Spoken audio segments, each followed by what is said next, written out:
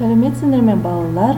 Бүгін біз қазақ тіл сабағынан 9 сыныпқа арналған 4-ші тоқсан бойынша БЖБ тапсырмасын орындайтын боламыз. Әлемдегі қақтығыстар және бейбітшілік атты бөлімді өткен болатынбыз. Сол бөлім бойынша бізге БЖБ тапсырмалар берілді. Балалар, менің еңбегімді бағалап, маған тіркеліп кетуді ұмытпаңыздар. Бұл бөлім бойынша сіздерге берілген тапсырма, бірінші тапсырма мәтін берілген. Мәтін бейбітшілік туралы. Осы мәтінді мұқият оқып түсініп аламыз. Енді осы мәтін бойынша 2 сұрақ беріледі. Бірінші, мәтіннің мақсаты қандай? Мына қызылмен ерекшеленіп жазылған жауапты жазып алуды ұмытпаңыздар.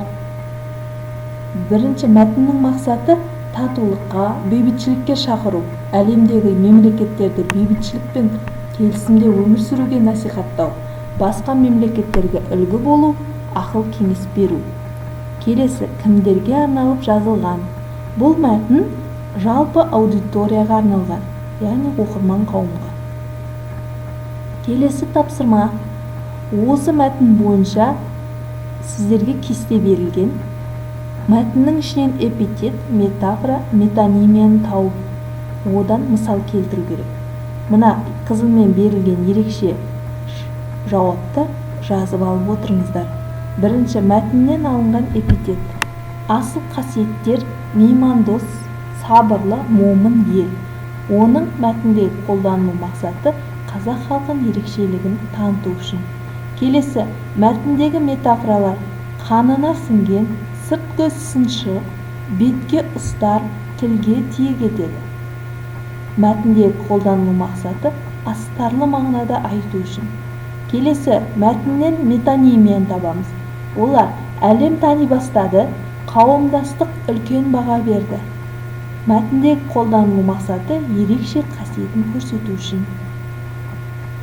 Келесі, 3-ші сұрақ. Сіздерге татулық әлемді құтқарады деген ойды дамытып, одан аралас құрмалас сөйлемдерді қолданып жазыңыз делінген.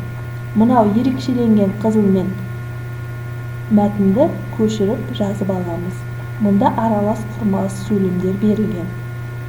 Тақырыпқа байланысты: бүгінде егемен елімізді мекендеген 130-дан астам ұлт пен ұлыстардың өкілдері тату-тәтті өмір кешіп келеді және осындай бірлігі мен достығы жарасқан ел болып, Қазақстан әлем алдында беделді елге айналды. Мына бірінші сөйлемде 3 сөйлем берілген, яғни аралас құрмалас сөйлем. Бірінші жай сөйлем мен екінші жай сөйлем және үшінші жай сөйлем. Келесі, тамыры тереңге жайылған татулық тірегінің ордасына айналған қазақ елінің бірлігі мен берекесі тарқаған емес. Сондықтан ұлт пен ұлыстың тату әрі бүгінде елге қоғамдағы ынтымақтастықты сақтап отыр. Байтақ елде жалпақ жұрттың бірлігі бұзылмай, татулығы тарқамай өмір сүріп жатқан үлкен мақтаныш. Әлемде ұлтаралық бірлігімен, татулығымен ерекшеленетін ұлт екенімізді ескерсек, тұрақтылық пен бейбітшілік үйлесім тауып, діңгегі ажыраған емес. Міне, осы тақырыпқа байланысты аралас құрмалас сөйлемдерді көшіріп жазып аламыз.